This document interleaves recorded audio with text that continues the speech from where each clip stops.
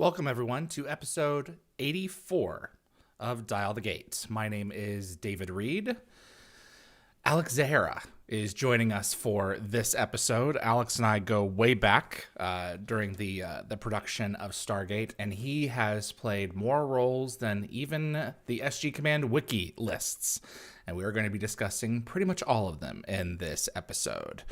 So, before we get started, if you like Stargate and you want to see more episodes like this on YouTube, it would mean a great deal to me if you click that like button. It really makes a difference with YouTube's algorithm and will definitely help the show grow its audience. Please also consider sharing this video with a Stargate friend. And if you want to get notified about future episodes, click that subscribe icon.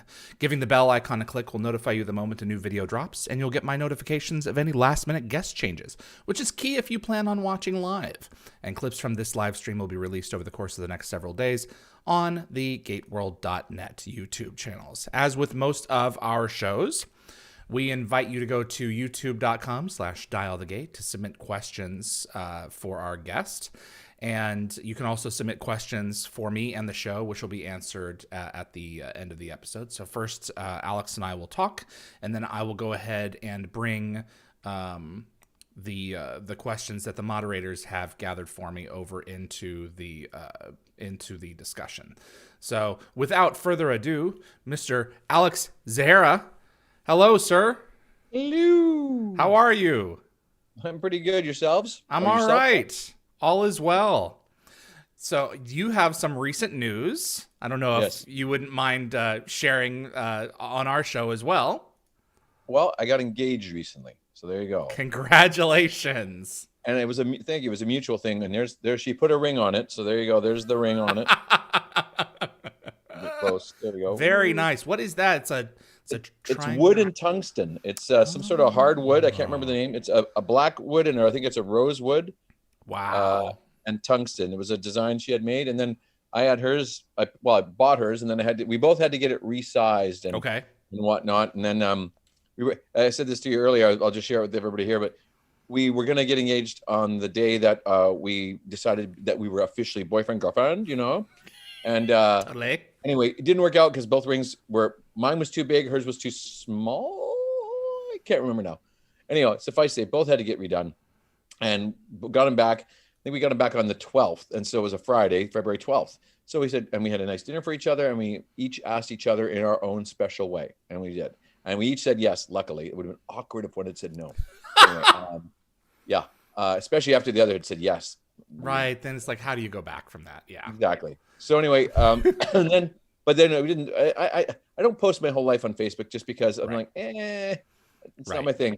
But I don't mind it, but whatever. So we posted later, but everybody thought we got engaged on February 14th. And I just said, I'm going to say to everybody out there, I'm not that cheesy. I'm not one of those. Yeah. I'm not going to be down on one knee in a sports arena either. Moving on. But yes, I'm very excited. Cheers. Well, congratulations again.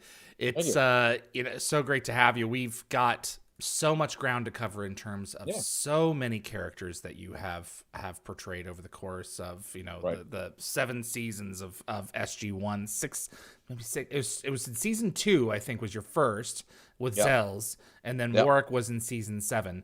And I want to get to all of those, but first I wanted to take a step back. How did you know that this is what you wanted to do with your life? This is my go-to answer because my mom said it best. When I was 3 years old, I was apparently putting on sock puppet plays behind the couch for other kids in the neighborhood. So appropriate, I'm on a couch. There's some shadow puppets. There we go. No, but I just from the get-go, I used to sneak up when I was a kid and watch old movies on CBC Nostalgia Theater, they called it. And I would go in black and white and watch old, Humphrey Bogart movies and Jimmy Cagney films and Lauren Bacall and Katharine Hepburn. And I was 4 or 5 years old walking around the house going, listen, sweetheart, the lives of two people don't amount to a hill of beans, see? And doing getting on that plane. I know, exactly. and I've got my Casablanca. I have a metal Casablanca poster, printed on metal, right over there. Maybe I'll take you over and show you later. It's a great film. I'm going to do it now. I'm doing it now. All right. We're going. So it's one of my favorite films of all time. It's looking at you. Anyway, Here we go. Yeah. So here we go. See, right there. Look at that. Wow. What cool? a beauty. Yeah. That scene when they're in the diner. Yes. And the national anthems gives me chills every single time I watch it. I'm getting chills right now. I'm not even joking. Yeah. It's so good. It's powerful stuff. Because it's people being passionate about what they believe in. And like, they're saying like, oh, geez, let's see. Fascism is bad in my country. Right. I think I'll have a little form of display of power by playing my national anthem in front of you, a bunch of Nazis. I mean, yes. Well, anyway. Mm-hmm. Have you seen Watch on the Rhine? Oh, yeah. You want to talk about, I think that there's a lot of parallels there. I think everyone out there needs to watch that. I don't care where you are in your mindset or anything. You watch a society transform bit by bit by bit. But anyway, regardless. So so great film. And sock puppets. And sock puppets, yeah. I just did that stuff. And then when I got older, Mom took me to plays, did different things. And it really hit me one time. I've said this before to other people, but I was watching, we went to watch Fiddler on the Roof. And they did it in a production in the high school that I eventually graduated from. But what happened was they went and the gym was empty and we're all sitting in the bleachers, and then the lights go down and all of a sudden you hear the little music like, the fiddler. And all of a sudden the lights just came up slowly and there's a shadow, like a silhouette of a fiddler sitting on a roof of a house that was not there moments before. And my 5-year-old mind just went kaboom. Like, how did they get a house in the middle of the gymnasium within seconds? And I just, it's still up there, like, sleight of hand. Yeah. Yeah, exactly. But anyway, so that's kind of it. And then I, did plays as a kid. We started doing early videos in the 80s when the video cameras were the sizes of luggage, Right. And then it just went from there, and I ended up going to UBC. Got a degree in theater from UBC.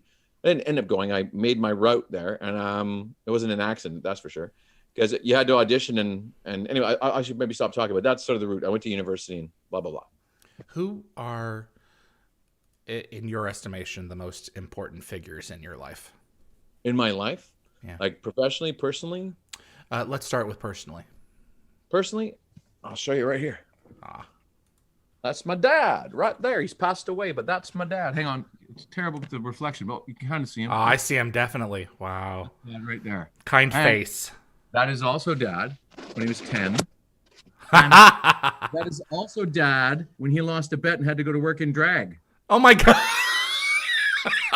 There you go. What a sport. Yeah. Well, he was one that you read that article. It was he was a head of indoor maintenance at a college for 20 years. Wow. And you read that article and it says like Alex Zahara always has a skip in his step and a joke and this and that. That's where I get my personality from. I think pretty outgoing. He was super outgoing, friendly, nice guy. Not that I'm blowing my own horn or whatever, but that kind of describes me too. But the apple didn't fall far from the tree. Right. So, yeah, Dad. And actually, here, real quick, the fella next to him with this lady here. Can see that? That's my grandparents in 1942. That's their wedding photograph. Wow. That's my grandpa Hugh and my grandmother Lucille. They were married Christmas Eve, December 1942.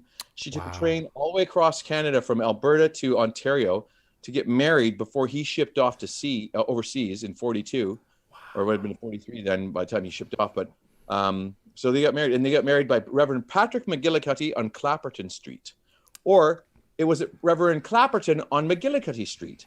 And they would play with this play fight with that their whole lives about what was real or not. I don't even know. The important thing is the marriage was. Yeah. But no, my dad and my grandpa really, formed me as a person, as the, I guess, two most important males in my life. And then, important females, obviously my grandma and my mom, and, words of advice from all of them are the best. I think one of the best words of advice I ever got from my dad was, he said, you can do whatever you want in life. But just because you do accomplish that, just remember, it doesn't make you better than anyone else. Correct. And because he got treated kind of oddly, because he was a maintenance foreman at a college, and there was a lot of, a bit of elite academics there and whatnot. Yeah. And they kind of looked down on him a little bit sometimes. But when they realized that they couldn't conduct their classes and do things without his crew cleaning up and whatever, then suddenly, built respect over the years. And there was one incident where this one professor really came at him and basically from a foreign country, I'll just let it be from there. And he called him a peasant. And this professor had worn muddy galoshes all the way across the concourse. And my dad reared back. My dad was like 5'6", 150 pounds soaking wet. He reared back and was just going to crack this guy, right? My dad was a tough man. He used to open beer bottles with his teeth. Oh my God. He lost his eye teeth doing that. Yeah. Oh yeah. He was super strong for his size too. Like, I mean, he was amazing. So he rears back to punch this guy to say, oh yeah. And his boss, who was 6'2", 200 and something pounds, grabbed him and just said, Alex, don't, he's not worth it. And that professor from that on, he just, I guess I can't treat people like this here, like this. Anyway, they ended up having a friendship that lasted like till my dad died. So there you go. The guy who had made all the mud. Yep. That's when you stand up to someone. Yep. Who's being a bully. Yep. Or just plain obnoxious. Yeah. I'm always surprised at the number of times that they turn around and say, okay, I see what's almost as if they were testing you to see what your metal was, to see what you're really made of. And it's like, okay, sorry about that, by the way, but now I've got your number. My first venture into space, as it were, like not Stargate, but space. I did the final pay-per-view concert commercial for the Spice Girls. Yeah. And it was at Wembley, England, and they're going to have this live with whatever, blah, blah, blah. Anyway, so to get this, they had, and here's the Stargate connection. So they had Bruce Willis like slated to be the captain of their space spy ship, flying them home on their tour. That fell. Then they tried getting Dennis Hopper and Jim Belushi. It all fell through. Then they tried to get Richard Dean Anderson. Interesting. And I was on hold the whole weekend. And he was like, I'm not going to do that. They wanted me here, there, whatever. And he said, they just thought I was like, whatever. And I was like, this was like before I even did Stargate. This was like the year before. And so, I mean, they were going to pay those guys big money. Me, I got like, scale or whatever it was just nothing compared to the ad campaign and the amount of money they made in that concert, let me tell you. But anyway, when we were on set, the producer was all, cigar smoking back in the day. And he was like, meh, meh, meh. And I said, well, it was kind of crappy that those guys are going to get big money. I'm just getting scale, whatever. He goes, all right, kid, you don't sell tickets. You don't get bums in seats. And I said, oh, don't worry. One day I will. And when we work together again, you are going to pay through the nose. And he just stopped smoking. And he goes, I bet I will, kid. I bet I will. And after that, he treated me really nice. Wow. Yeah. Yeah. You know what I mean? You just, nothing wrong pushing back a little bit. No, but it's a shame that we have to treat each other like that. Or there are people out there that like do bullying and intimidating to the point where you got to go, okay, this is the game you want to play. Fine. Right. I'll play your game. What you don't realize is just because I didn't bring my bag of marbles doesn't mean I'm not ready to play. Right. That's true. That's a fair point. Yeah. Absolutely. And I will hit you with that bag of marbles. If you have to. Yeah. Some examples of the professional people in your career who have helped shape you into who you are. Sure. One of the early mentors I ever had was Tom Macbeth. He was in the show Stargate. Yeah, yes. We did a play together years ago called The Visit, and it starred Nikki Cavendish as well and Tom. All about a woman who goes back to her small, small European town after it's been decimated with financial strife, etc. And Tom played her old beau, etc. It's a very fascinating story. And anyway, but Tom, just the work ethic from Tom, like just his work ethic and his amazing professionalism and kindness and generosity, and especially to young actors like ourselves. Myself and my buddy Peter Greer, we were picked from our UBC grad class to be in the show, probably because it was free labor for the theater. But anyway, we got an honorarium. Didn't even cover my bus fare to get from school to back and forth to the theater. Anyway, gotta love those warm fuzzies, man. That's all you're gonna get sometimes. Yeah, here, have a nice cup of tea. Right. And here's your last token. and be here for 25 hours when we need you. Okay. Right. No, but Tom is really cool. And like as a personal mentor, like really just had a big impression on me, and we've remained friends, and his partner, Karen Conoval, we're friends. And, you know, over the years, we don't get together really that much, but we're, you know, professional and friendship kind of people, you know? Anyway, we used to be a few conventions together, but on a looking up to scale, the only person I ever wrote a fan letter to and I just loved was Kirk Douglas. I loved Kirk Douglas. I came back on a first plane trip I ever went was like 1920. I went to Europe. I was coming back. I went on my own, just, you know, my girlfriend and I should say I went on my own. We went together. She went to work as a nanny and I went traveling. And then I think the Persian Gulf War broke out. And yes. You know, so I was 23, something like that. Anyway, coming back in the airport in Heathrow, I always liked Kirk Douglas. I loved his performances. But I saw his book and it was this thick because I remember.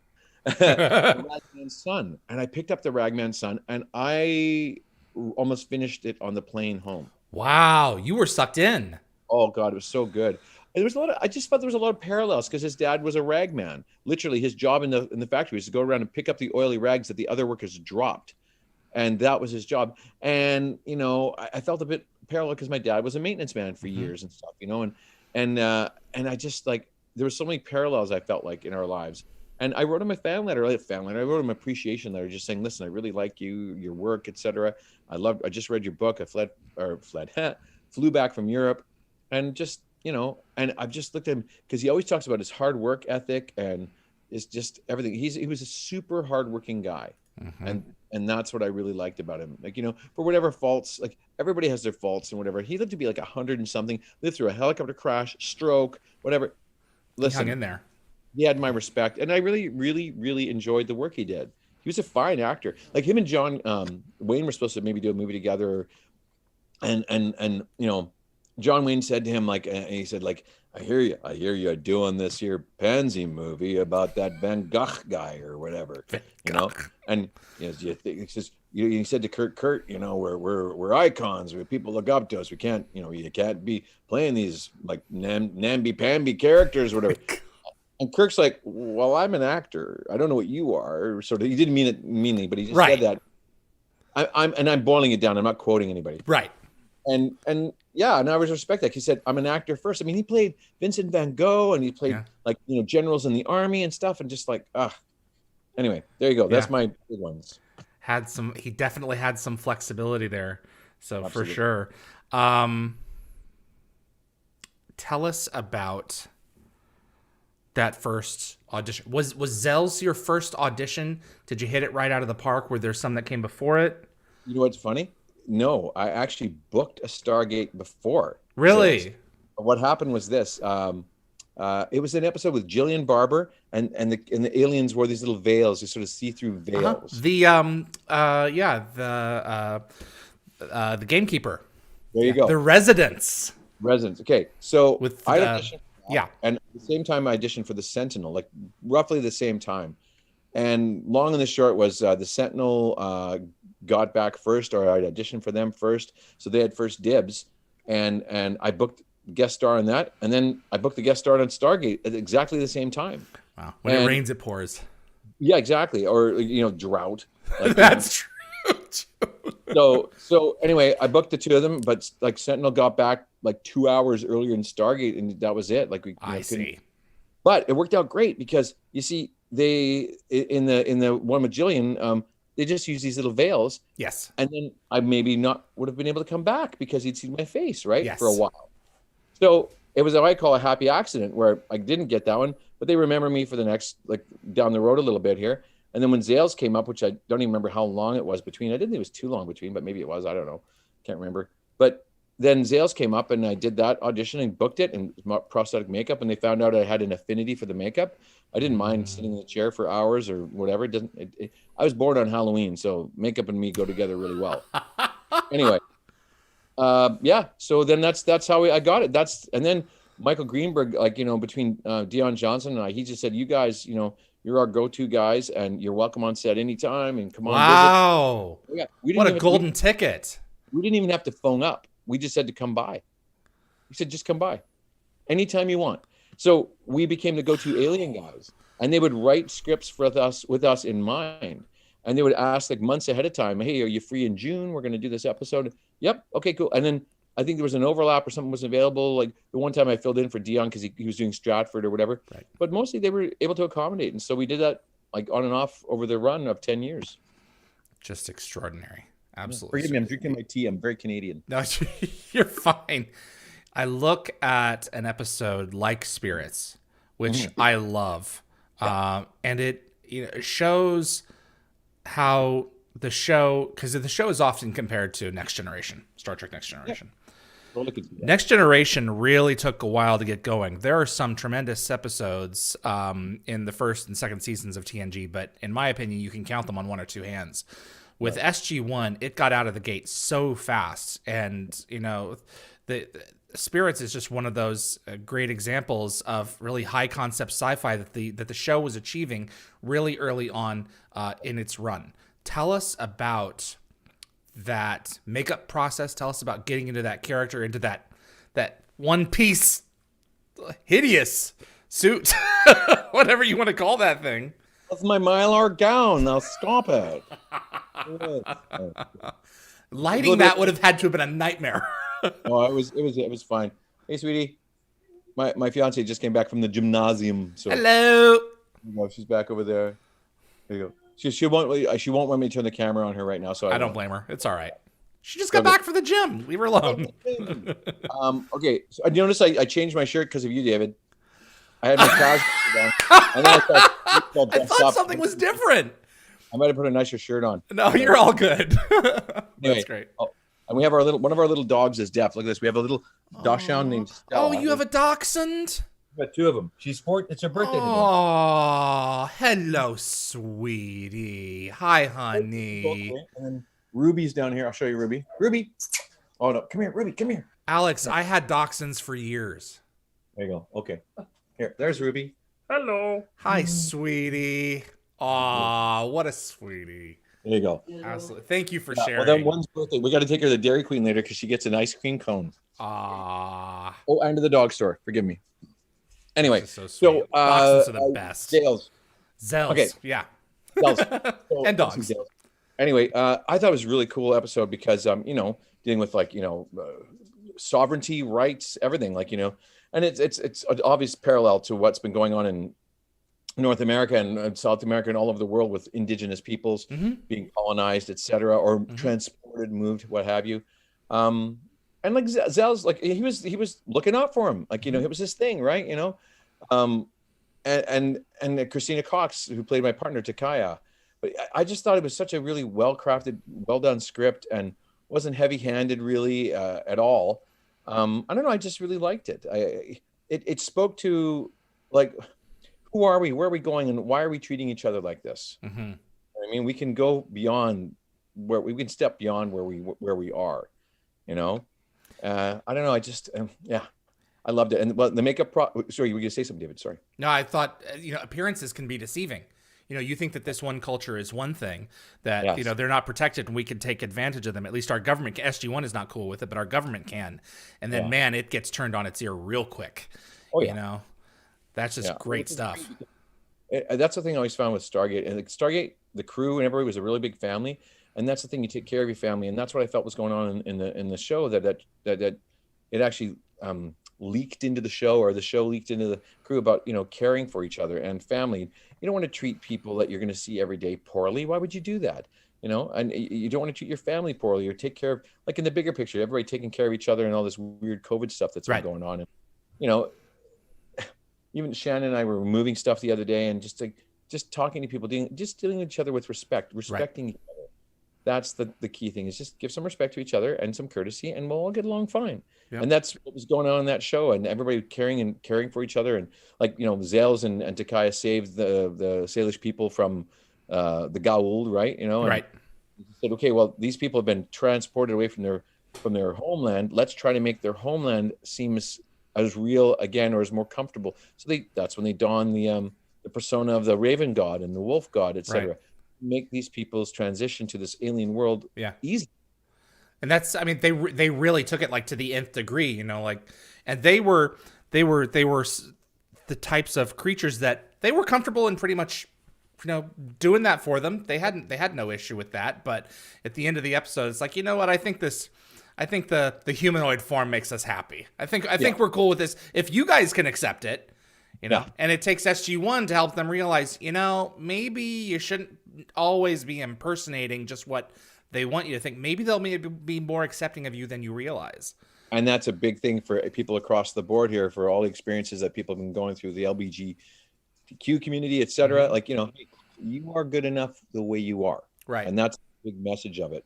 And it's funny you say with the makeup and stuff and going through the makeup every day, like about the transition, et cetera. I have friends that did a play for years ago with Green Thumb Theater. I think it was called The Beauty Machine, all about like people's social pressure to become beautiful, become the same. And there's a whole play where these girls deciding whether or not she's going to go into the beauty machine, which will make her the same as everybody else. Right. She chooses not to. And of course, then they discuss with the kids the pros and cons of all the above. Well, it's kind of like that with the makeup. Like, when I wore the fish gills, it was like people were creeped out by them or grossed out. Pretty creepy at first. But then you get to know somebody and like, okay, that's just the way they are. Like, like when Zales gets to know the people and they get to know him. He's not a god. He's another being like them. Just he's got a bit more power, as it were. Mm-hmm. But, the appearances can be deceiving, like you said. And at first he could look creepy or weird and but he's a really genuine, good-hearted person, or being, I should say. Absolutely. But the makeup was crazy to begin with at first. It was like, actually, I should say it's the least crazy makeup I've ever done. Because really? It was just a piece that came over like this. And then basically I was afraid, and it was like, down here. And they colored my hair black. And, I had to wear that Mylar dress, which was like, put my temperature to about 172 Fahrenheit. But anyway, we actually had there's a great shot of, I wish I had it with me, but of Martin Wood, Christina, and I hanging out on set, sitting on the steps of the Stargate, and there was a heat wave in Vancouver at that time. Of course. And we're just like, and we got the Mylar dress up. You can see my underwear, I think. they're pumping in cool air. Absolutely. Anyway, it was very fun. And a real quick story. I've told this 100 times. I think you probably heard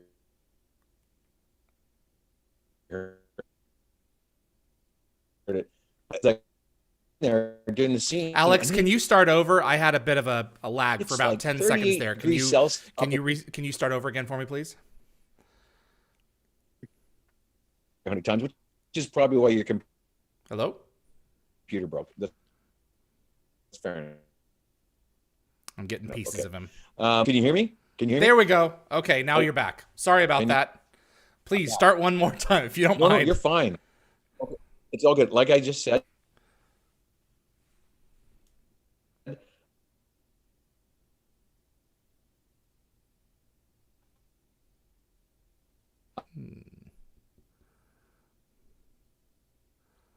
technical difficulties, folks. I'm so sorry. This is what happens in the COVID age. We get what we can with what we got. Oh no! Yeah. Am I gone? Yeah. I'm here. Can you see me? Yeah, I can now. So, okay, if you don't mind, take 3. I'm Thank so you. sorry. All good. So here we are. I'm lying on a gurney. It's 38 degrees centigrade. People are passing out just about around us, and I fell asleep during a take. I have to be unconscious, and I'm lying there, and because the fish gills are over your nose is sealed up, so I'm breathing through my mouth. Well, I started snoring. Right? Yeah, you're on your back. That's too funny. I'll never forget this. This is what I saw. I gotta do this for you. Imagine seeing Amanda Tapping do this. Alex, you're snoring. That was my POV of Amanda gently shrugging, shaking my shoulder, waking me up, and I'm like, "You're snoring." I'm like, "Oh my God, I'm so sorry." Okay. Action! You will be punished. But I was lying in the thing. I couldn't move, and anyway. Oh, that's too funny. I was supposed to be unconscious anyway. I was just, I was method acting. Absolutely. So did they have like air hoses behind you in order to make the gills do the thing? Yeah, what it was.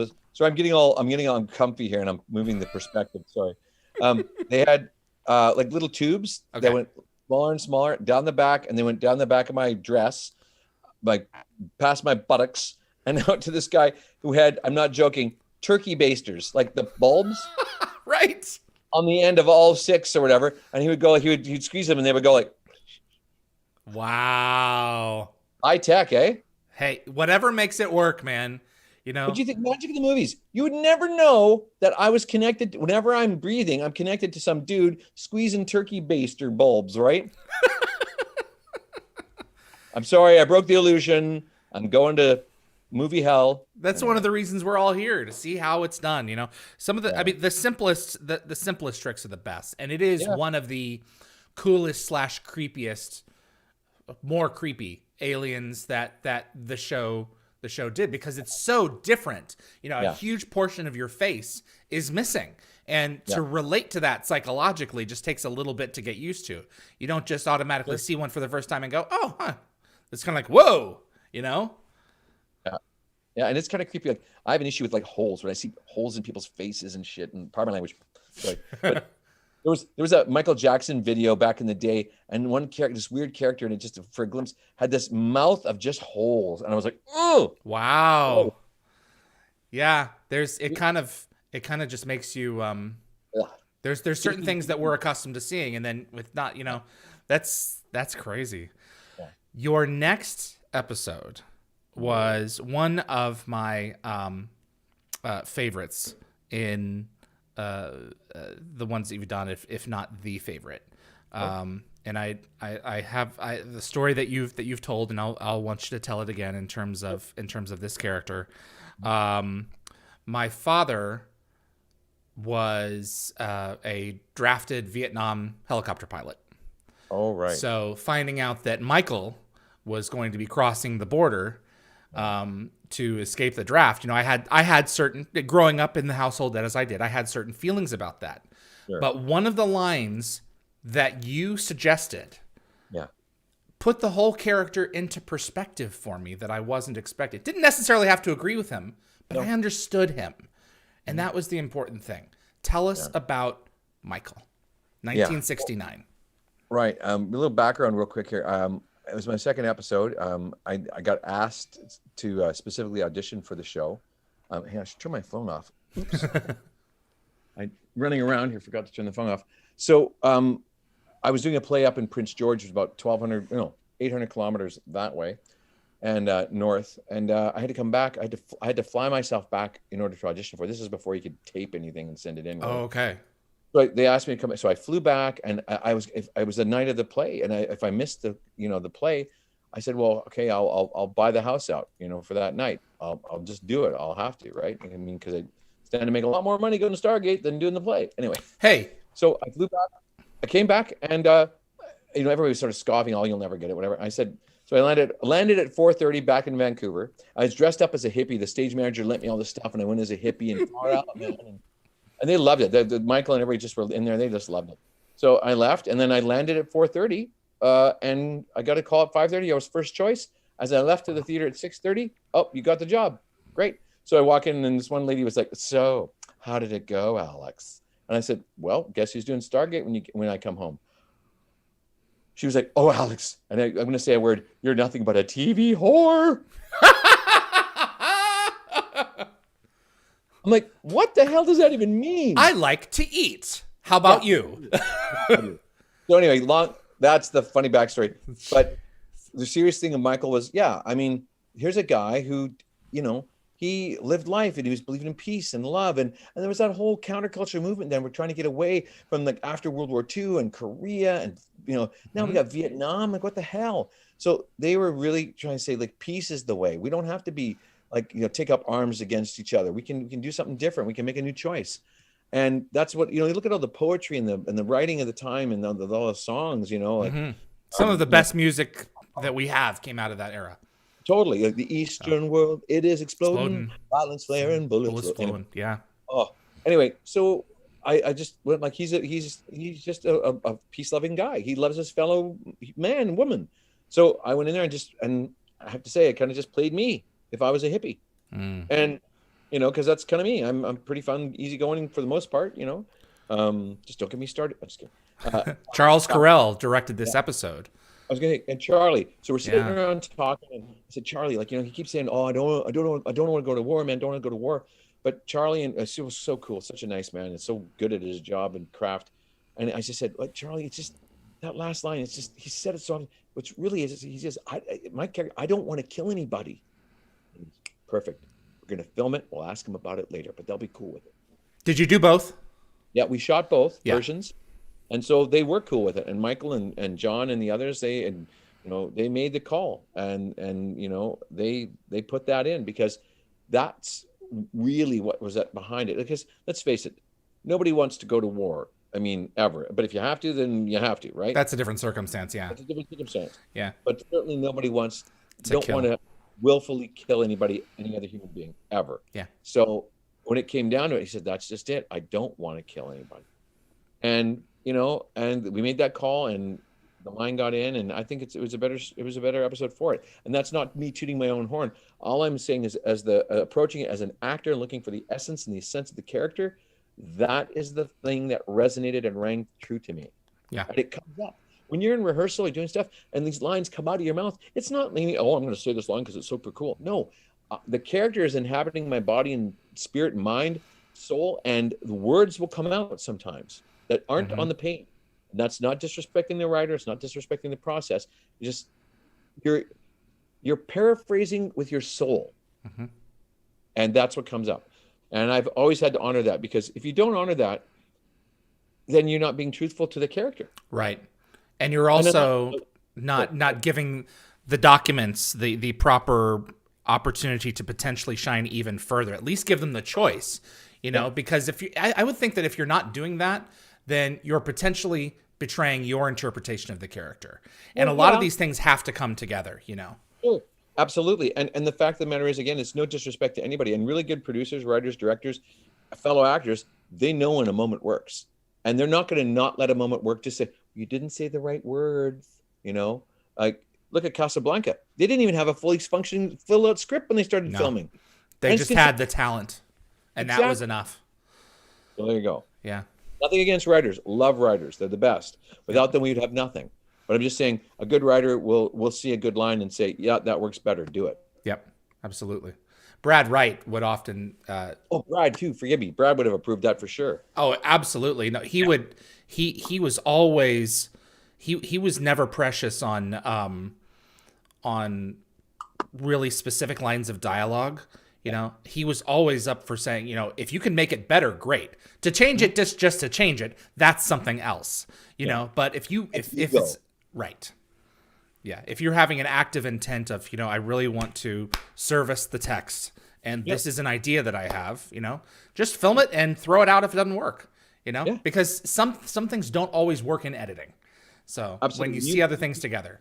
Yeah. When you piece a performance together, like you see the different, and a classic example, and the best example, I think, is when, from The Untouchables with Sean Connery, the infamous, like, collar closed, collar open, collar closed, collar open.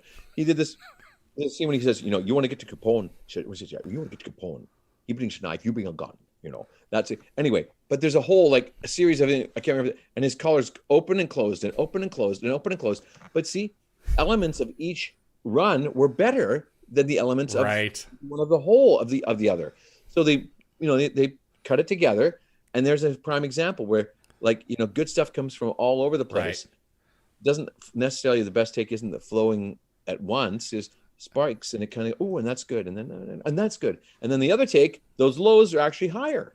Yeah. So anyway, it's you have to sometimes sacrifice continuity. One of my favorite comedy films, is Music and Lyrics, and there's a scene with Drew Barrymore sitting in the cafe with Hugh Grant, and her cup is either at her mouth, she's sipping, or it's sitting there constantly. But it was the right balance of moments to make it work. So you have to look, if you just stare at the cup, it'll drive you nuts, like his shirt collar as well. It just you have to make the best moment that you can with the information that you have. Yeah, it's suspension of disbelief. To really go to another world, to live there, you suspend your disbelief. Because let's face it, even like right now, like this little camera that's capturing me, this is not real.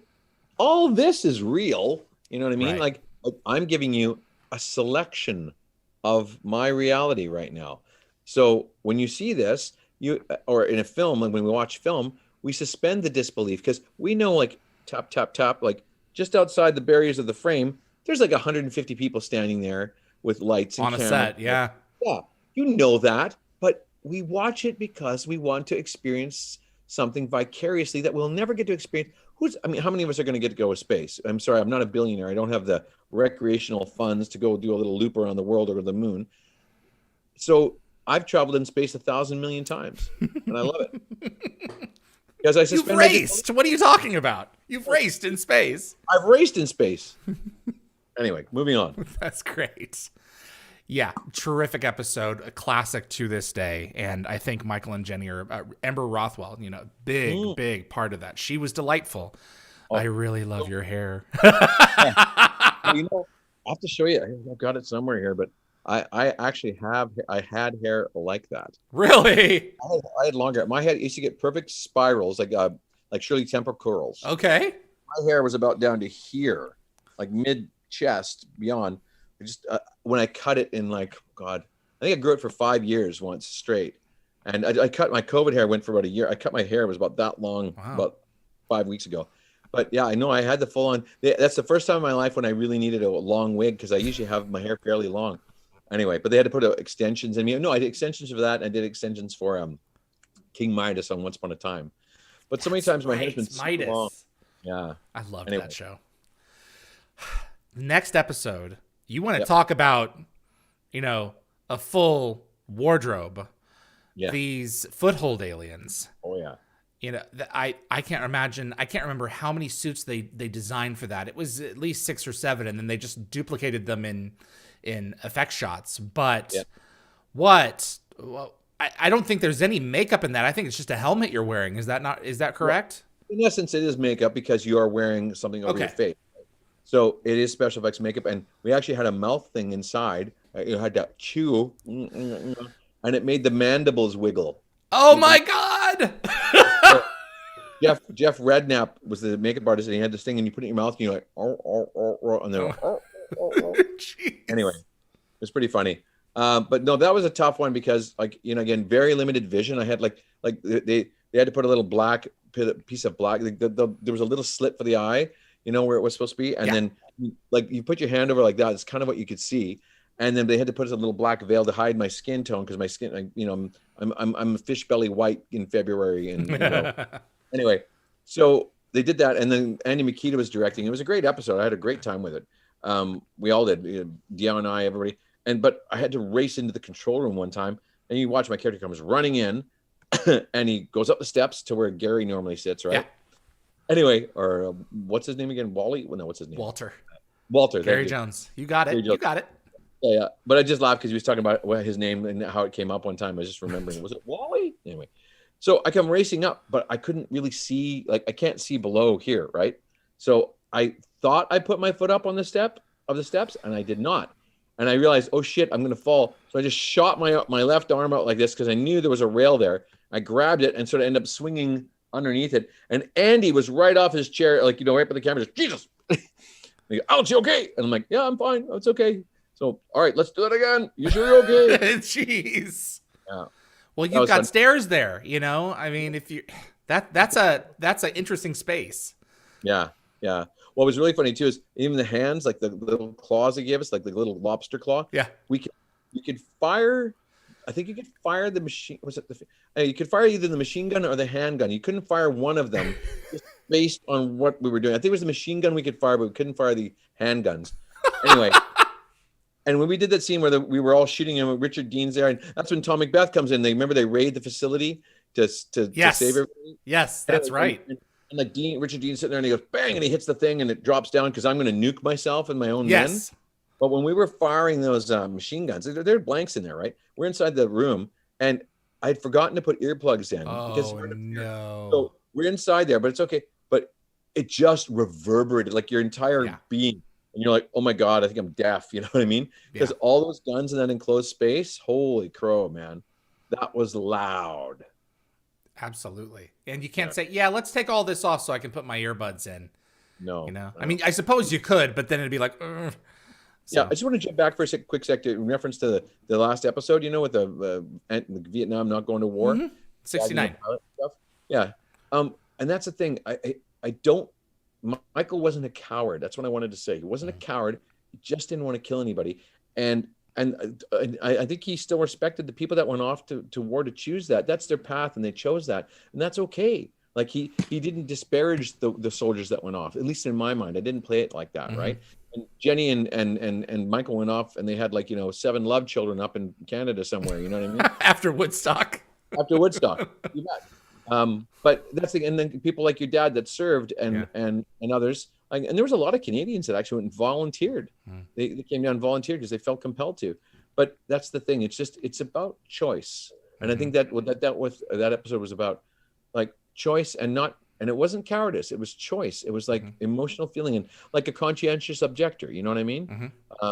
In essence, I think a lot of the guys that went across the border were in essence conscientious objectionists or objectors. I honestly don't, because wouldn't even call them cowards either, because it takes a lot to decide to you're going to leave your family, leave your country, everything else. I mean, look at Edward Snowden, Edward Snowden. Yeah. So that, and then thank you to your dad for his service and flying and endangering himself. So we jump back now. Oh, we're over here again. Back to foot. Yeah, they just took his wings from him last year. It was not a good day. He flew. So he has a lot to be thankful for. But Was he a professional pilot his whole life? Yeah, because of Vietnam. So I have a lot of mixed feelings about it, So it's just, it's crazy. Did he choppers the whole time or what?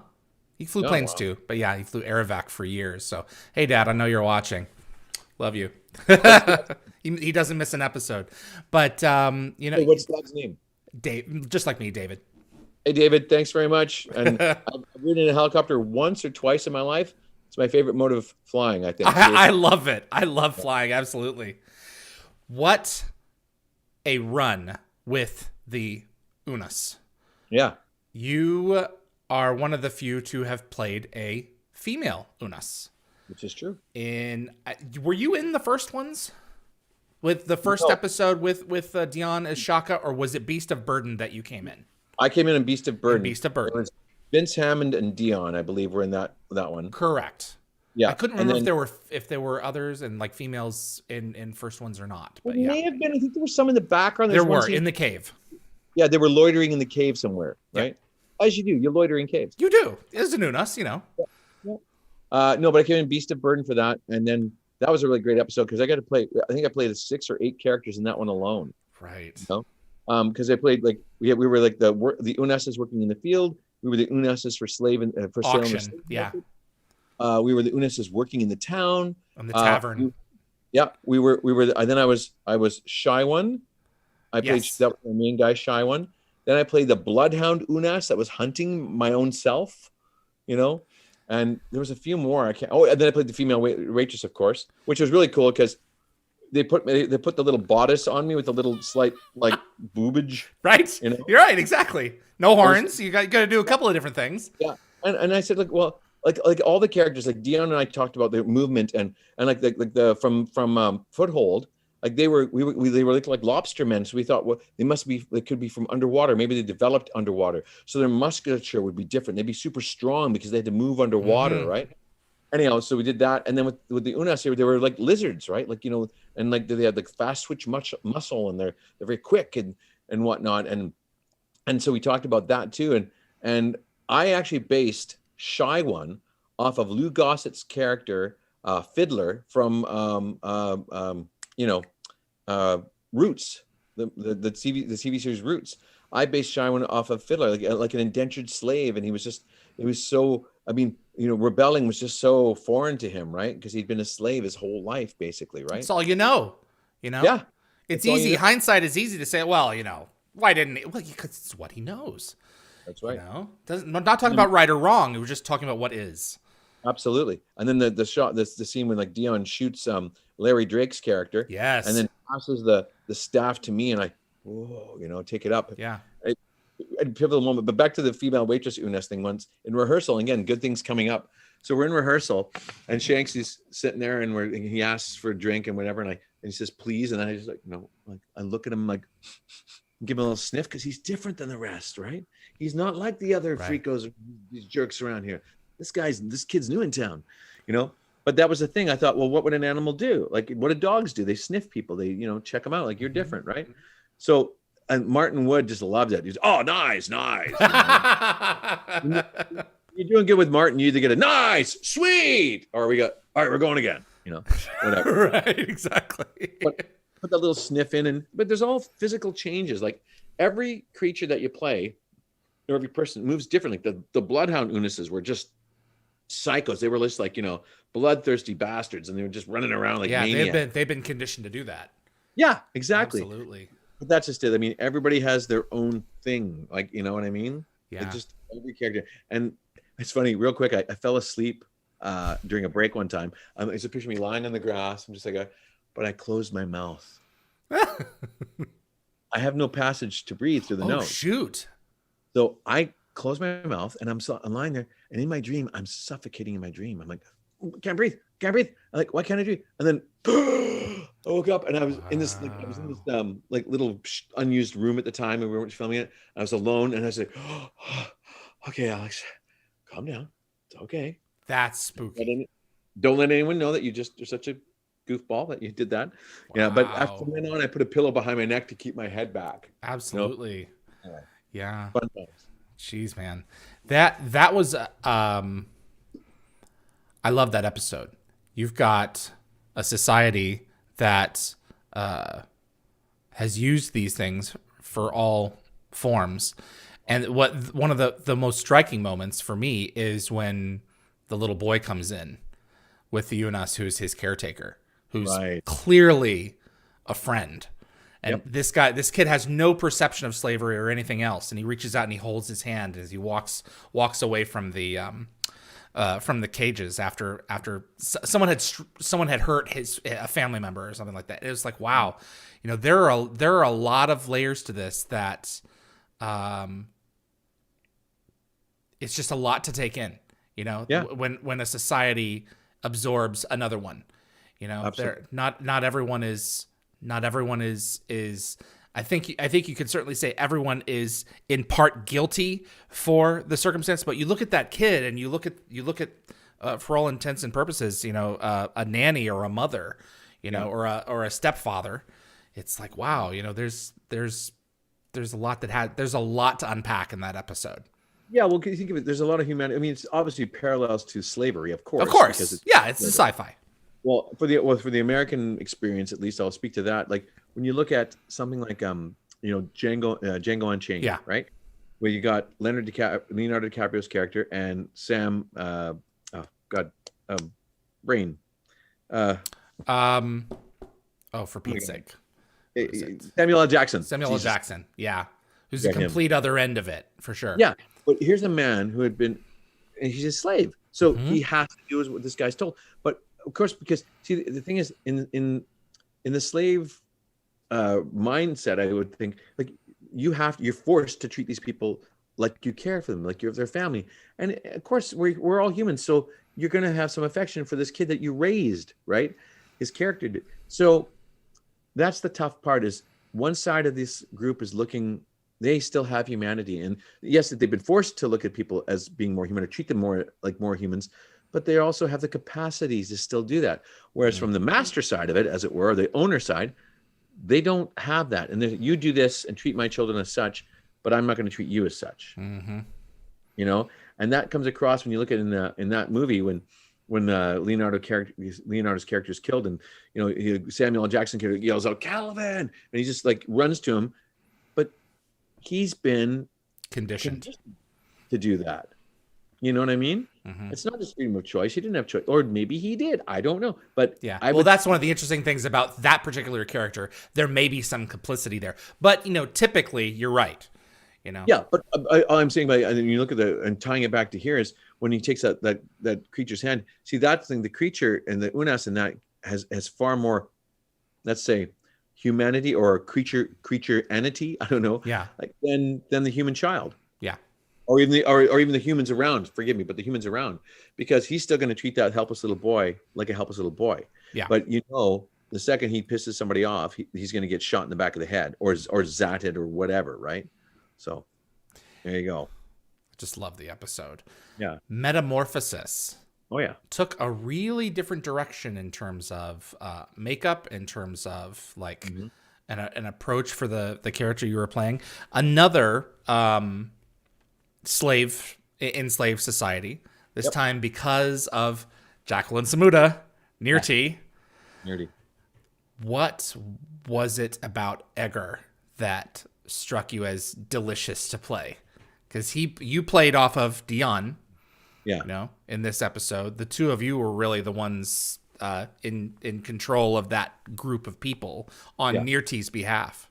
Yeah. We basically played it. I think we decided to play it like we were brothers, basically. And well, that was the whole thing. Is like, again, when you are forced by a more powerful entity or compelled to do something you do not wish to do, you find the path of least resistance, so that you are punished the least, maybe rewarded the most, or at least to keep the violence down to a minimum, right? Or the harm, the punishment, etc. So that was the whole thing, like, you know, and it's about, are you with complicit in fascism, like people that collaborated with Nazis and stuff, where they're saying, well, we were collaborating with Nirti, were we? Well, yes, but we were compelled to, you know, and then in the end, when you see her for what she really is, right? He looks into her mind. Exactly. You know, then you realize, oh, wait a minute, this wasn't for our benefit. This wasn't for, so, you know, they were sold a bill of goods that was a complete and utter lie. And they've been mutated, and they've been, you know, harmed, and their whole families and their culture has been like destroyed because of this person. So, you know, for me, having, like, you know, everybody fantasizes either about being telekinetic or being able to read minds, etc., and whatnot, and that's just it. It's like, you know, and it was added to the mystique with the one white eye, and, like, you know, right, it's just like it's a beam into your soul. Yeah, and had this little chicken paw weird hand and whatever, and just, like, you know, I that's the old thing, like with the Greeks, the seers, the ones who could see everything, were normally blind, yet they could see, and they could move beyond. They could go into the emotional, spiritual transitory world that most of us are too afraid to go to or don't want to be a part of. And that's kind of like the way I played him, like Eggar, like, you know, he became that way. He wasn't probably like that as a kid, but after being, you know, mutated, his mind, his soul, his body changed. Everything physically warped and changed. Completely transformed. Yeah. That's a solid show. And it very similar parallels to some of the earlier episodes that you did with enslaved cultures. So absolutely. We return to the Unas with Enemy Mine. Oh yeah. Iron Shirt. Korosek. Korosek. Unas uman. This had to have been a delicious part. Yeah, it was great. I mean, you know, when you get to play bad guys and are really interesting characters, we wouldn't call Iron Shirt bad necessarily, but he was one tough mofo. You know? He led the revolt. As far as that's the way I played him. He led the revolt on his planet against the Gaul. That's the way I played it, right? And he earned his stripes, and he had to fight within the Unas community to become the big leader. And it was really great. My buddy Wycliffe Hartwig, he was 6'7", you know, huge guy. And when Vince Hammond couldn't do the episode, and they were like, Dan Shea was like, oh, we need someone to help apply the shoot, or whoever it was said that. I said, hey, I got a really tall friend. Anyway, like, he would have had, my character Korosek would have had to have beat him for a challenge if he challenged him for the leadership, because he's the big guy. Anyway, it was super cool because, like, he was like, he realized what had been done to him and his people, and he had said enough is enough, and I don't, damn the consequences, we're not going to live like this one more minute. And they ripped the crap out of the Gauld and defeated them. You think about that. That's a pretty hefty price tag. For Unas, that's a big deal. Oh yeah. You know, they were certainly capable of it, but to do that, yeah, he would certainly have a badge of honor for that. Oh yeah. You know, or at the very least his ancestors. So was it him, or was I think it was his ancestors that did it. It was probably his ancestors, but I guess in the sense of, I play it like that's his mindset, like he's willing to do that. That's his tribe. Those are his people. Yeah. Well, I mean, he was going to die come hell or high water to get, you know, Michael Rooker's character and the rest off his planet. You know, I've had enough of this crap, boys. You know, my people defeated the Gaul. Sorry, it's been years, but my people defeated the Gaul. Yeah. And coming back, and that was the point of the episode. It's like, hey, listen, colonialism is still colonialism. Yeah. Slavery, if it's physical slavery or economic slavery, it's slavery. And if you exploit another people for their resources, that's slavery. You know what I mean? Whether they're in chains or not, oh yeah, they're free, it's fine. But we're going to take everything of value that they have, potential value for their culture, that we value, and we're going to exploit them. That doesn't fly. What was it like learning that language? Because Peter DeLuise, that was a big part of his deal, was making sure that, you know, the Unos and the Goa'uld languages were consistent. Yeah. It was cool. Yeah. I had a great time learning it. Are you kidding? Again, I'm not joking. I was born on Halloween. I like to play characters. I like to play dress up. And like learning that language, because it really, when you don the costume, when you get in the makeup, like seriously, after you go in the chair, like Dion and I would get in the chairs, and like, you know, 3-4 hours later, he would wake up because he could fall asleep like that in the chair, which is great. But you wake up and you're a lizard. Yeah. Like, what acting do you really need to do? Yes, because so much of the costume is doing the work for you. But I mean, you have the musculature, etc.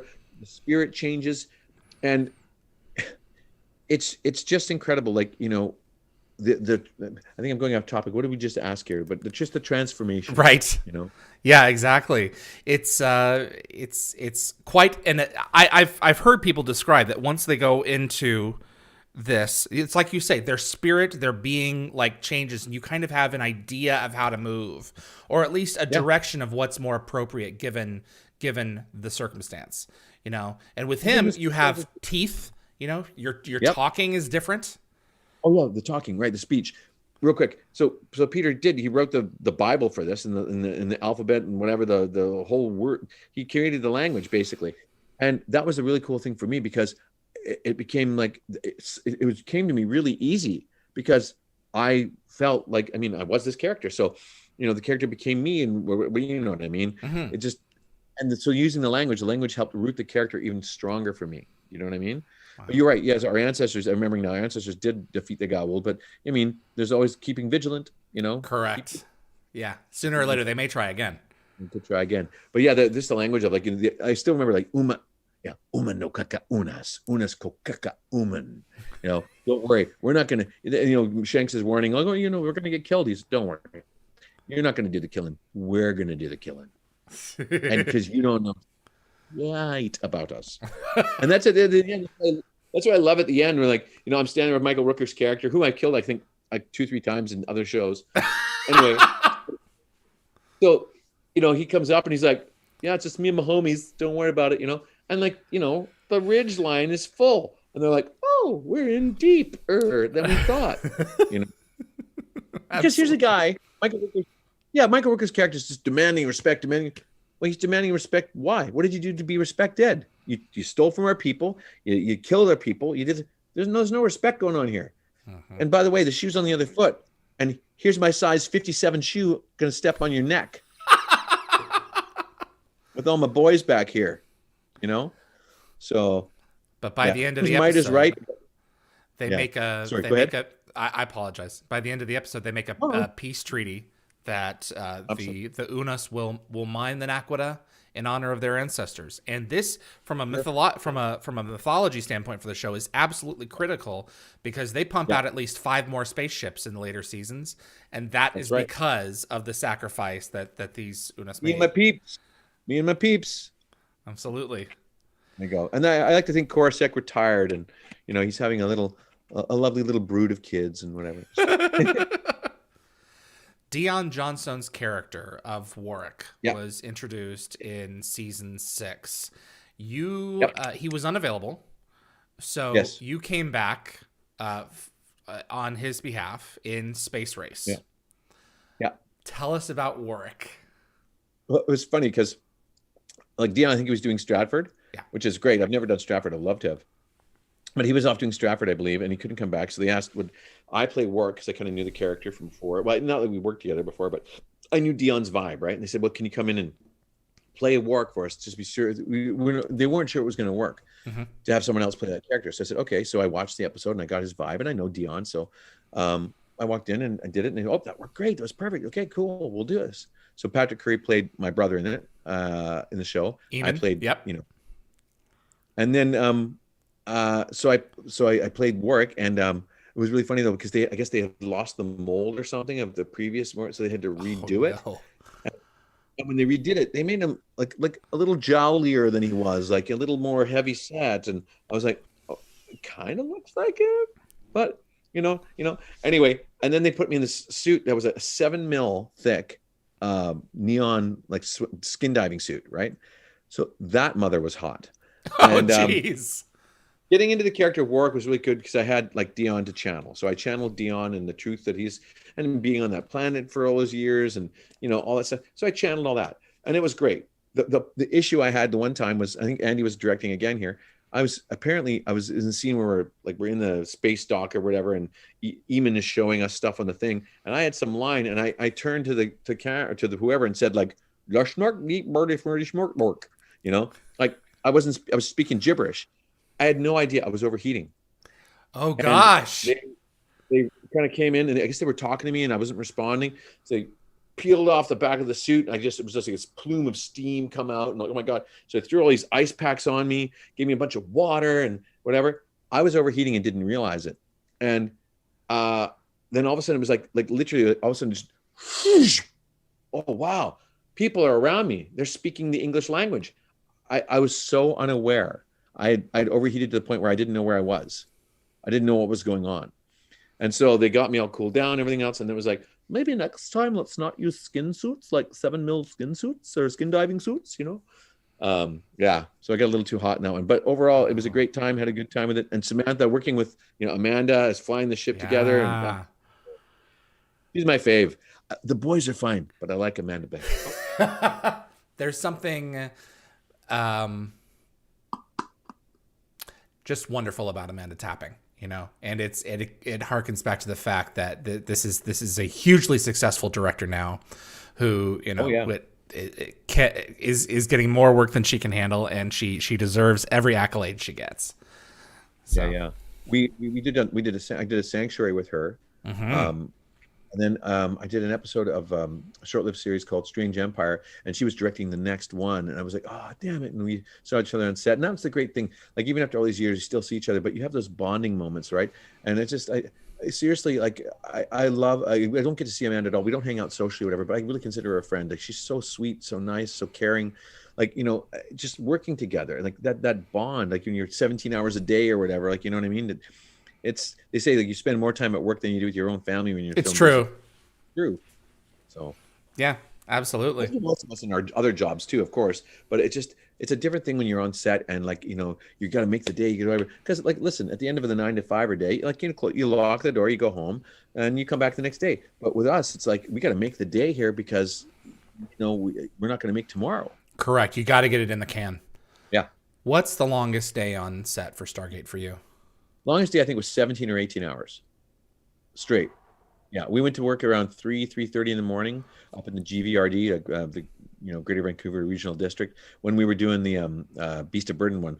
When we were doing the Bloodhound bits. Yes.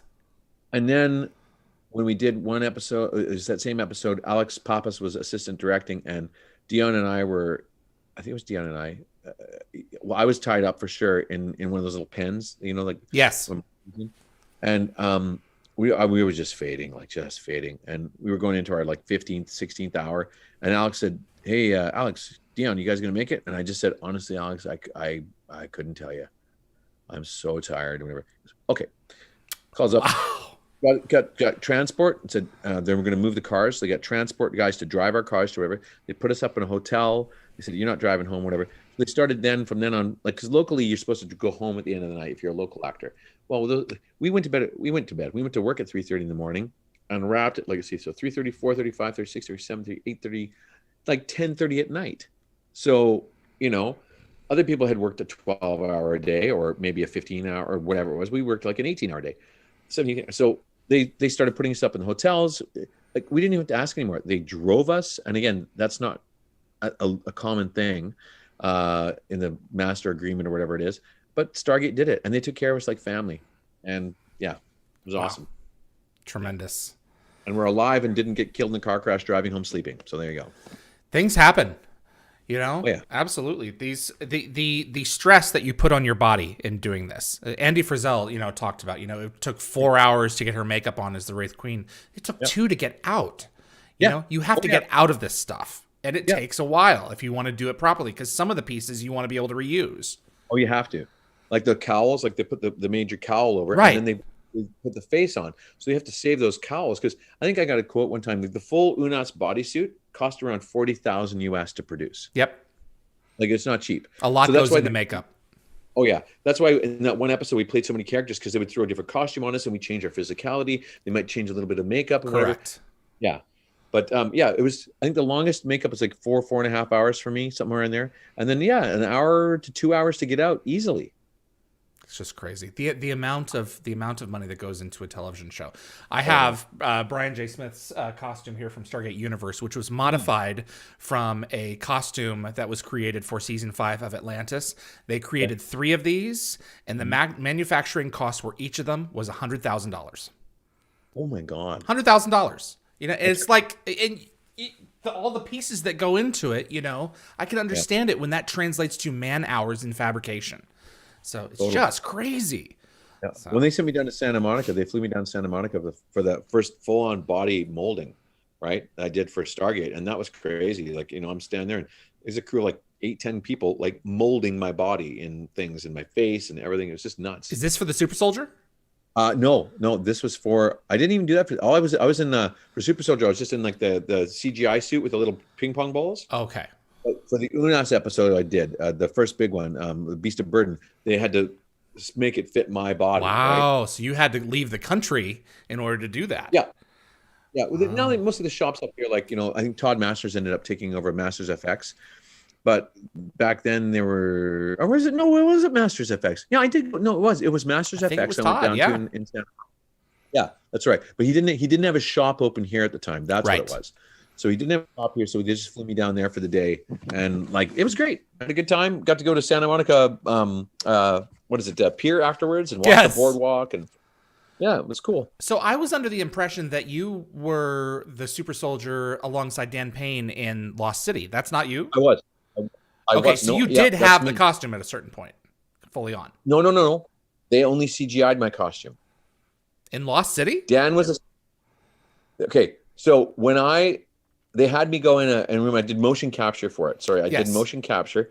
They had me only as a motion capture warrior. That's who I was. Okay, so Evolution 2 in the big crowd. That's you. Yeah, and then when the spaceship takes off and the guy jumps up and grabs onto the spaceship, I did that as well. I don't know, maybe Dan did too. I think they had a bunch, like Dan and I both do it, but they picked whatever one. So we had to do all these motions of the troops walking around and doing different things and then leaping. So I was only ever the motion capture guy, and then they CGI'd or whatever on top of that. Whereas Dan played the full-on real costume dude. Okay, understood. I'm a little super soldier. Well, in the season finale in Lost City in season 7, there's 2 of them that ring down to the Antarctic base. So there's someone else there, and I always was under the impression that it was you. So now I'm going to have to figure out who that was. I don't know who that was. It wasn't me, unless again it was. They CGI'd me and put whatever. I don't know. There was someone practical standing next to him. It was. Okay. Well, it wasn't me. Okay. Understood. Wish it was. Yeah. So you're think the only actor that I can think of who the characters that you've done on Stargate easily extend past the hundreds. When you include all the characters that we've talked about, we include the wide shots of the digital replication of the Unas in Enemy Mine, and then in Evolution 2, when Anubis is mustering his troops, that is all you. That's me and Dan. I think it's Dan and I just replicated it. So the 2 of you. Yeah. Okay, so you did different. So you each did a pass. Yeah, I'm sure we each did a pass. I'm pretty sure. Yeah. That's absolutely crazy. And that's why I laugh, because I said thousands of characters. I literally have. Yeah, exactly. What is the experience of mocap like? Because you were doing it in those earlier days too, where it wasn't so common like it is now for every video game that's out there. Yeah, it was interesting. Real quick, also don't forget, in Foothold, I was the alien leader but then I was a bunch of other guys too sometimes. That's right. I still think you hold the record. Yeah, on the plane, I get shot on the plane, you know? Like, I can't remember who I was somebody other. I think was I Shanks?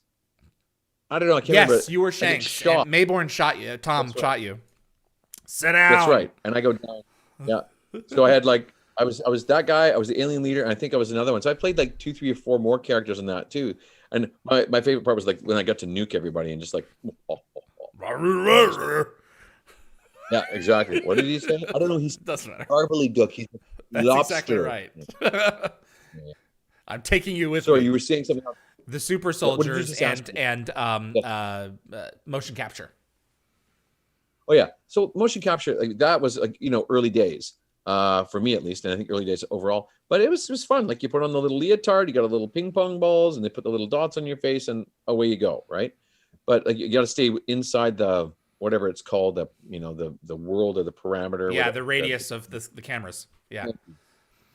You got to do that. And I've done some other motion capture for some other games and stuff. And, you know, it's especially with the ones with the camera on your face like now today, like you can't interrupt the stream. If you put something in front of your face, it breaks the stream. Mm-hmm. And I'm a very polite young man. So when I cough, I cover my mouth. And they were like, stop doing that. I'm like, it's been 50 years of conditioning. You mean not hold my hand up to my face when I cough? You try that. Yeah. It takes a while, you know, especially these days. That's over with. So yeah. I don't have to do it now. I have a mask on. It's all good.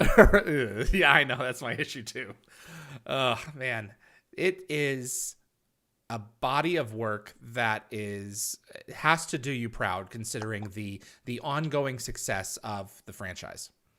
Yeah. I mean, it's one of the things where, you know, it really hit me early on, like, and I say it's ongoing successes, but also to the minutiae of the successes, where it really struck home to me how far and wide and deep this show connects with people. Because I think in London at one of the earliest conventions I'd ever done. I think it was the first convention I'd ever done to London, and a fan basically said, you know, if it wasn't for the show, I wouldn't be here. Mm-hmm. Like they were contemplating suicide, and that show brought them back because it gave them hope for humanity, gave them hope for themselves, gave them hope for mankind. And that really hit home with me, like someone to share, like a stranger basically sharing with you, hey, you're part of something that actually saved my life. And I was like, whoa, because I used to lifeguard for years. I lifeguarded 15 years. I've actually saved lives, you know, but physically, but because of your entertainment, you know, your skill as an actor and the entertainment of the show, but the depth and the meaning of the show, that was completely different.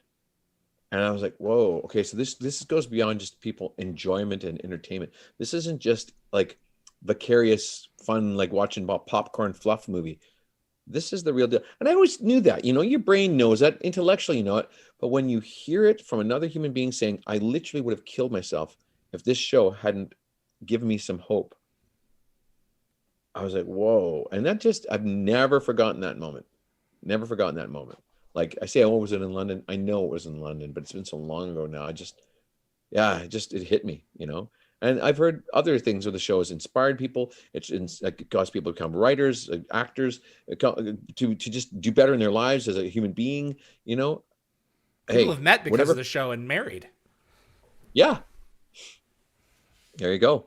So that's crazy. And I got to see real quick before I got to pass on my just acknowledgement about Cliff Simon's passing recently. It was so tragic.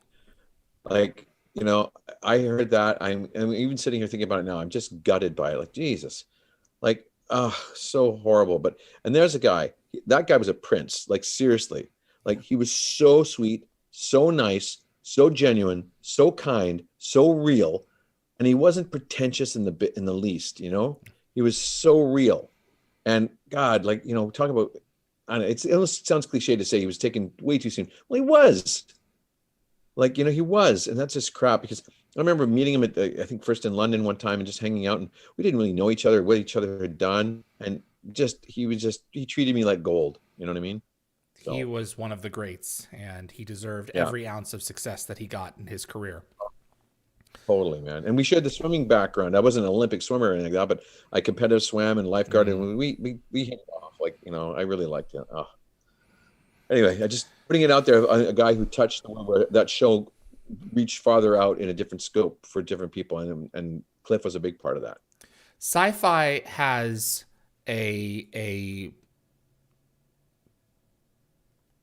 means of transcending the human condition that a lot of other programming doesn't even attempt to achieve. There is something about it where it makes you say, and if it's doing it right, if it's doing the job right, it doesn't pound you over the head with it, and a lot of it certainly does. But Stargate, I never felt did. It makes you say to yourself, let's take a look at things from this perspective, outside of my own. Let's consider this from this angle. And what can I change about myself to make this situation better? Right. Like when Michael Shanks' character says to Michael Rooker's character, all you have to do is bend the knee. You just have to bend the knee. That's all you got to do. It's not a huge thing. You're not saying I'm a coward. You're not saying whatever. You're saying I respect you and you respect me. So let's respect each other. That's all you have to do. Mm-hmm. Yeah. Did you watch Game of Thrones? Oh, are you kidding? So in that situation, bending the knee would have meant yielding an entire army. If Jon were to do that to Daenerys. So it's interesting to see where this person who is in Stargate, it really is just about his own ego.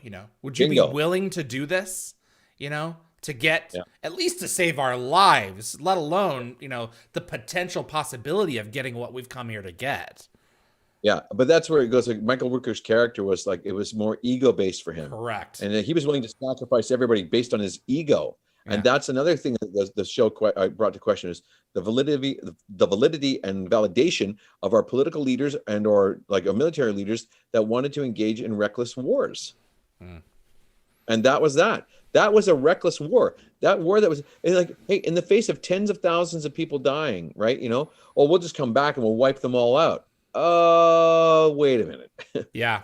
Let's put a little pause on that for a sec, But that just shows that he didn't see the Unas as the Una or the Unai, I guess, as being equals. Yeah. Or at least being people. Well, yeah. Or what's a people? Like, that's why it's equal. Like you can be a lizard person or you can be a humanoid person, a human person, and you can still be like a being, right? Mm-hmm. I don't know the wording it would be right, but that's just it, and that's why I almost had to kill him for the second time on television. I killed him in my character killed him in Jeremiah. What a great show, short-lived show.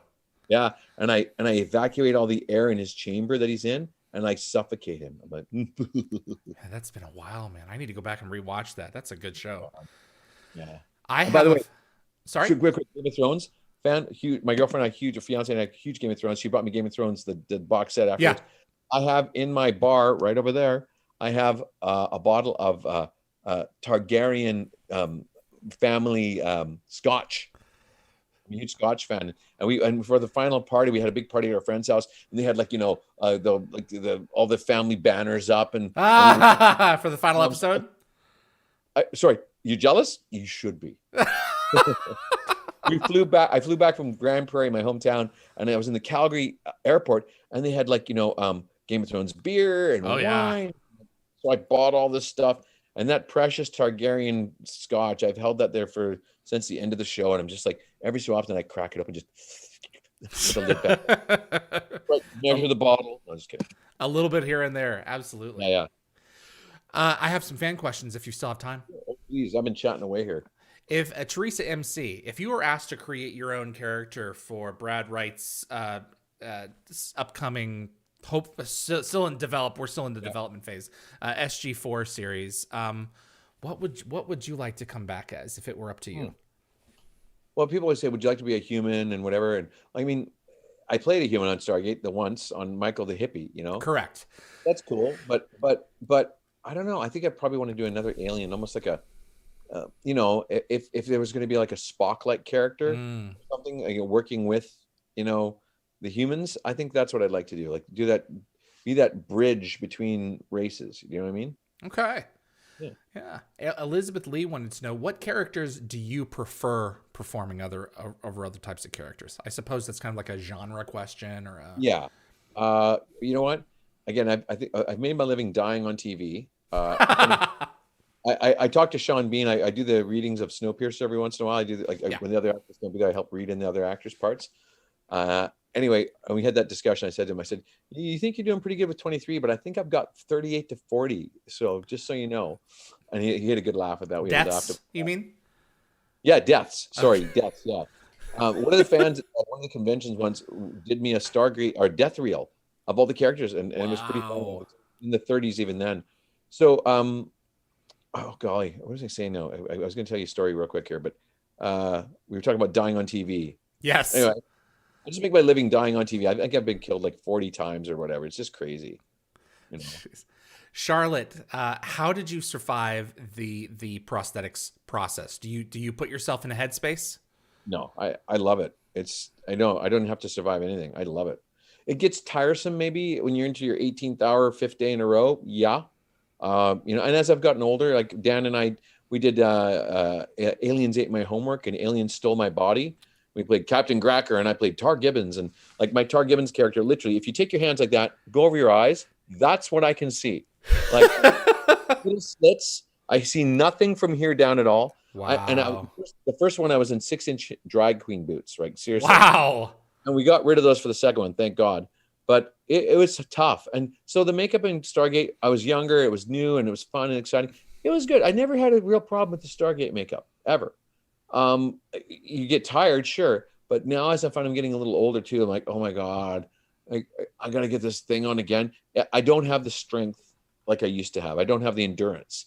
I have to chill out more and relax more during the day when I'm not filming. Whereas the other days I'd be like, whoa, hey, what are you guys doing? What's happening over here? Because I was so young and new, and I'm an old man. Didn't know any better. Hey, coach, let's go. Yeah, exactly. LT, I just wanted to tell Alex how amazing he is and how much he inspired me when I was growing up. Oh, that's very sweet, LT. Whomever you are out there, LT. You send me a go to my webpage or whatever, send me a message or send a message to David. I'd love to find out who you are. And I'm glad to hear that. I get there once in a while because I taught swimming lessons for years, and I taught kids, and younger people and older people swimming and acting and whatnot. It's just nice to hear once in a while that, you make a difference.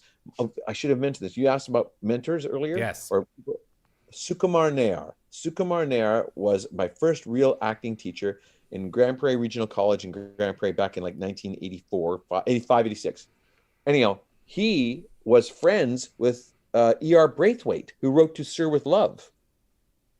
And the scene where, in To Sir with Love, Sidney Poitier's hand gets hit with a can, like he blocks it so the girl doesn't get hit. And the kid goes, cool, look, his blood is red. That was actually happened to Sukumar and E.R. Braithwaite were walking together in England. Someone threw a bottle at him. It hit Sukumar in the head. He still has a scar to this day. Wow. And he was, go look at his blood. Anyway, Sukumar is one of the most amazing acting teachers you've ever had. And he said to me, and this hit me, and here come the goosebumps on the back of the neck. There you go. But he said, if you come to my class, and perhaps one day you don't feel like coming to my class, you may miss an experience that you would have had, that would have changed your life forever. Send you down the path you were supposed to be on. But you did not show up to class. So if you choose not to come to my class, know this, you may miss that experience and it may never come back. And I was, okay, I'm there. I will never miss a class. And I never missed a class. In 7 years of post-secondary education, in the acting program, of the 3 years of the acting program, I think I missed 3 days. And 1 or 2 of them was because I had like 102-degree fever and I was literally hallucinating in the hospital. That's a good excuse to not show up. Yeah. Under those circumstances. Something's sending you a message. Yes. So LT, again, thank you for saying that. I feel you inspired me to remember to think about my mentor, Sukumar, who inspires me to this day. He's in his mid to late 80s, still writes a blog. Wow. It's crazy. And we've stayed in contact. My parents and his parents, they worked together at the college. My mom is the early childhood administrative assistant there and then the head receptionist. My dad, like I said, did till he retired. He was there with maintenance foreman, and Sukumar was like a staple there, and in the local theater, and I love him. Anyway, going on. Well, show up for class. I mean, that's I translate that to show up for life. Bingo. That's what he was saying. If an opportunity is presented to you, yeah, there are a few sadder things than a missed opportunity. Absolutely. Especially in hindsight. And certain things you can't get back when they're gone. No. And I'm gonna do this, and I mean this sincerely. Here we go. Talk about inspirations and mentors. Mrs. Parker, grade 1. Mrs. Zoots, grade 2. Mrs. Shelley, grade 3. Mrs. Duplessis, grade 4. Mr. Hoffman, grade 5. Mr. Atkinson, John Atkinson, grade 6, who did Much Ado About Nothing and all these other plays, and HMS Pinafore. Grade 7, Ms. McLean, she was amazing. Mr. Lindsay, grade 7 and 8. Mr. Stan Neufeld, gym teacher. Mr. Hoffman again. Mr. Otterbein for shop class. Jim Telfer. Again, and just so many others. Like, I remember all my teachers that were good teachers, even the ones that weren't great, which were very few, by the way, but they inspired me to move on and do new and better things with my life too. So all those people, plus all my relatives and friends, and, there's just so many people out there that help inspire. Like, you might do a small thing but that's it, like, bingo. I once did this. I was lifeguarding, supervising at UBC, and this new fresh-faced lifeguard showed up, and she's, I'm ready for work.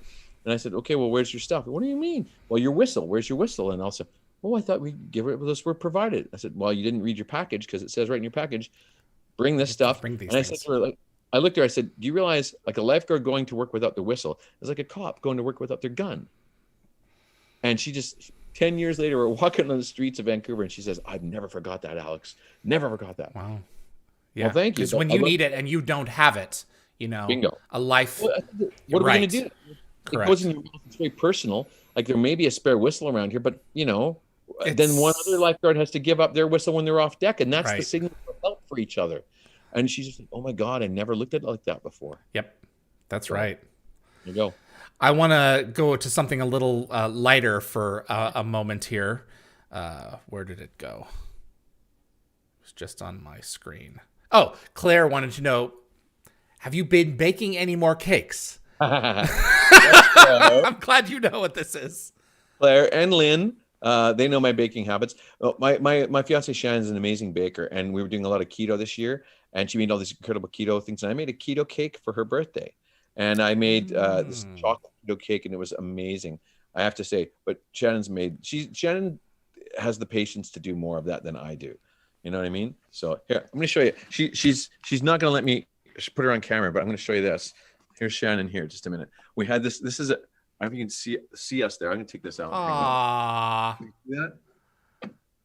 She's lovely. Yeah, there you go. And that's us snowboarding right there in our goggles. Is that a puzzle? That's a puzzle. Yeah, it was reflecting off the light. That's really cool. It's snowboarding. That's great. Snowboarding, and then hang on. Where's us in Hawaii? Just a minute. Hang on. Where are we at? I love your blue moose. Look, there we go. Oh yeah, that's her blue moose. There you go. Oh, look at the dachshund. So that's us at a coffee plantation in Hawaii. Wow. All right. Us on our final day in Hawaii, looking at the sunset. I'm so happy for you guys. That's our sunset. Wow, beautiful. That's my dad. Can you see that? Hang on. That's my dad. And look at that. There's Henry Winkler as Fonzie. It sure is. In the Wax Museum in LA. And I worked with Henry Winkler, weirdly enough. And one of my first shows, he hung me in the dead man's gun. Wow. It was so cool. And then, look at this. Here's my relative. This is a weird one. Not weird. It's just, I go back 100. Can you see that in there? There's a Christmas photo. That's me, my sister. That's her son on her knee. And those are my two cousins. And the little guy on my knee would not sit still. We took about 200 shots. That's the only one that was remotely usable. Yeah. Moving on. Jeez. Carlos Takeshi, is there any one of the characters that you've done whose story you would like to revisit more than the others? Yeah. Honest to God, I wouldn't mind seeing what happened to Michael. Yeah. I wanted to see a follow-up, see what exactly happened to him, and what were the repercussions. Like say Michael met your dad. Yeah. In the years to come, like when the guys crossed back across the border and when they were, given amnesty, right? Like what would that be like? To meet his counterpart would have been like your father, and how would they have interplayed? Or people like that, and I would imagine it would be like, sort of, but not the same. I should say, but like I saw a thing about World War II pilots that met, like the Germans and the English that met after the war, and they knew they were. I was trying to shoot you down, you were trying to shoot me down. Yeah. and there's that mutual respect. And I think in the end, it would have been interesting to see like a documentary about, or maybe it's been done with the vets meeting the guys that skipped. You know what I mean?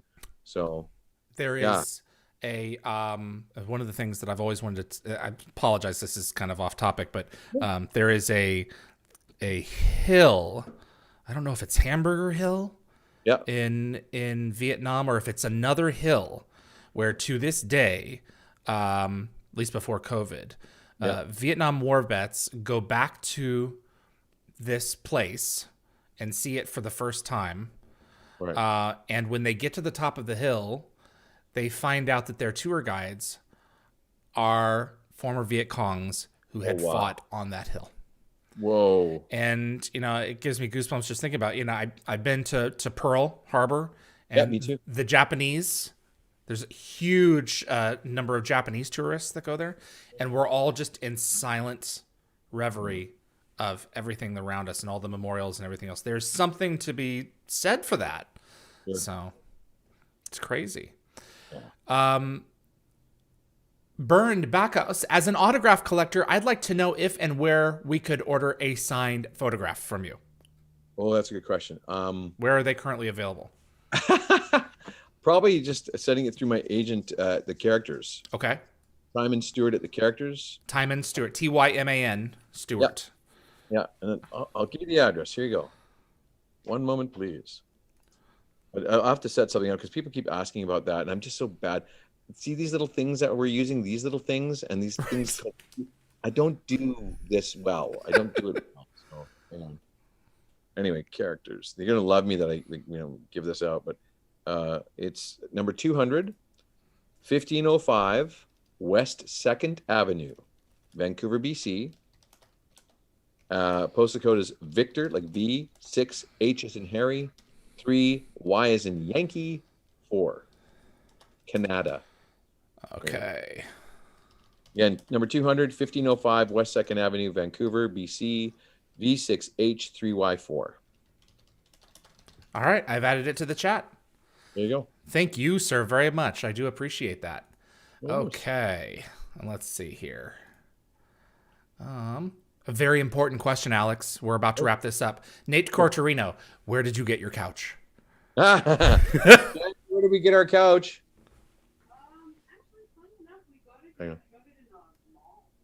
Got it in a mall. Furniture store that was in a mall. Furniture. Do you know what the brand is? No.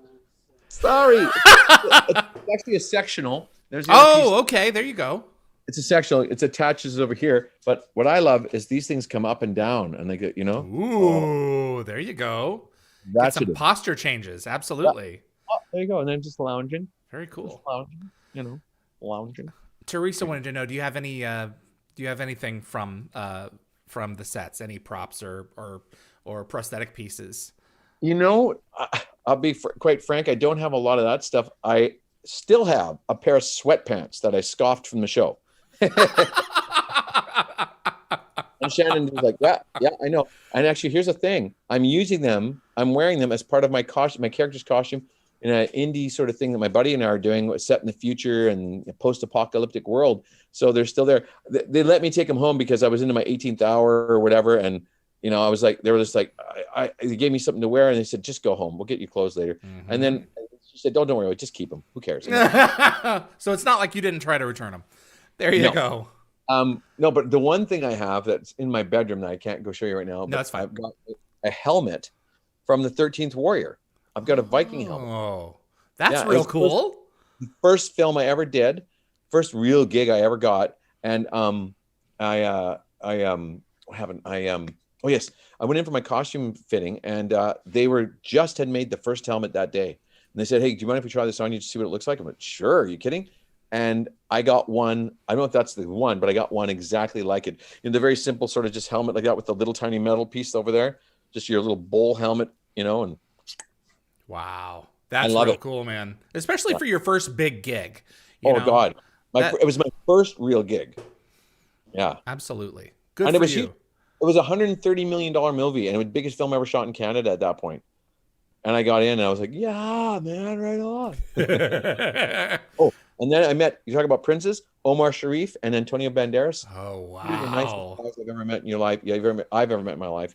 Omar's passed away now, but Yeah. I mean, God damn, they were good people. Just sweet, and say what you will about John McTiernan and his interesting habits or spying and hiring private detectives or whatever, but he was a hell of a director, like really good, great guy.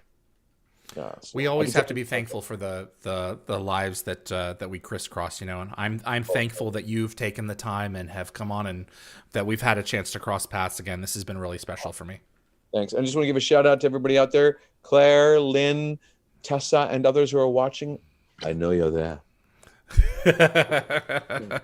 Hopefully, I would say everybody's surviving this weirdness that is COVID, and we'll get through it. Just keep steady on, little mask, keep washing the hands, etc. We'll get through it. Let's just have a little more patience. We're gonna get there. One of the things that I'm doing with the next phase of this channel, hopefully crossing and dotting everything, is some select episode commentaries, particularly from the first 3 seasons of SG-1 that didn't have any.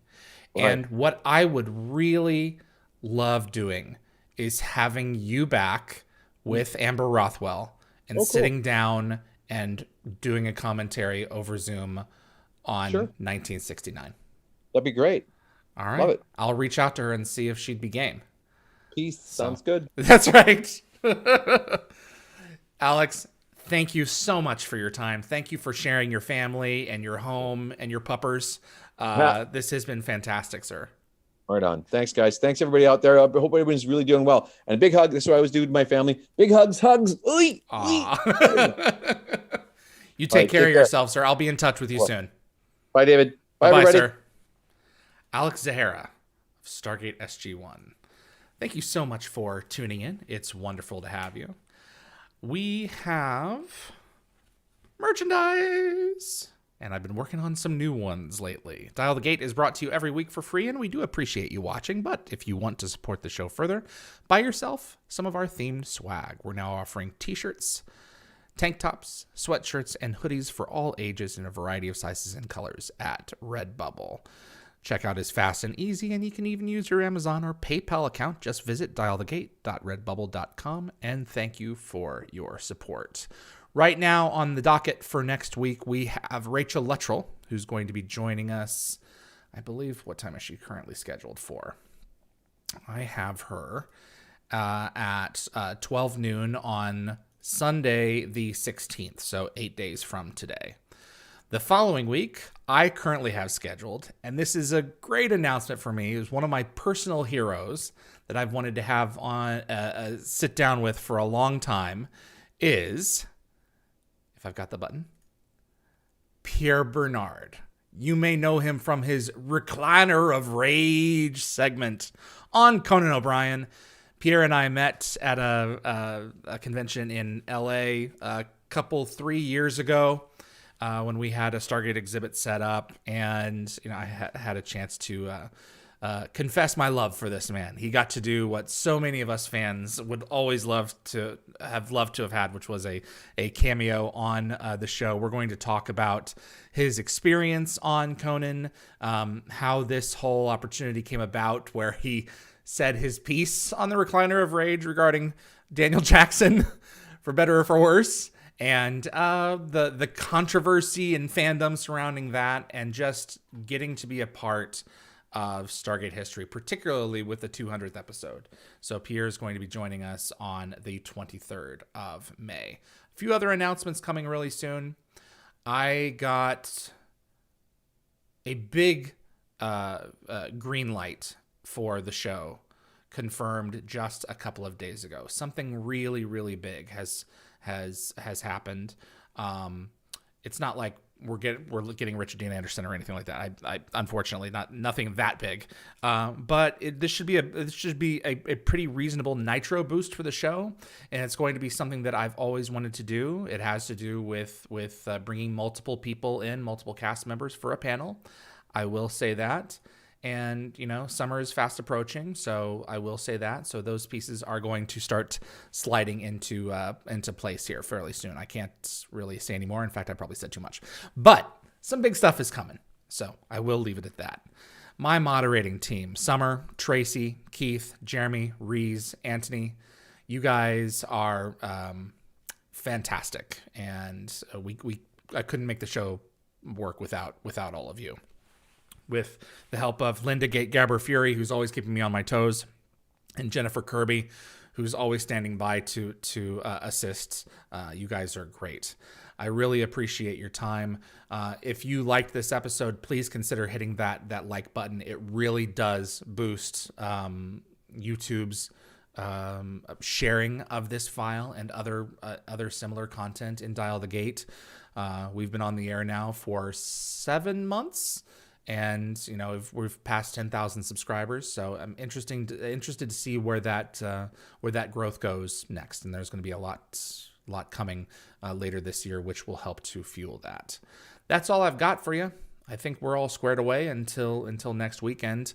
The concept arts episode, which was supposed to be done for today for SG-1, 2, and 3, I'm going to have to reschedule that later to this month, but it will be done. Just had some family things I had to take care of. Everything's fine, but that's where we're at. Thanks again to Alex Zahara for a wonderful afternoon. My name is David Reed. You're watching Dial the Gate. We'll see you on the other side.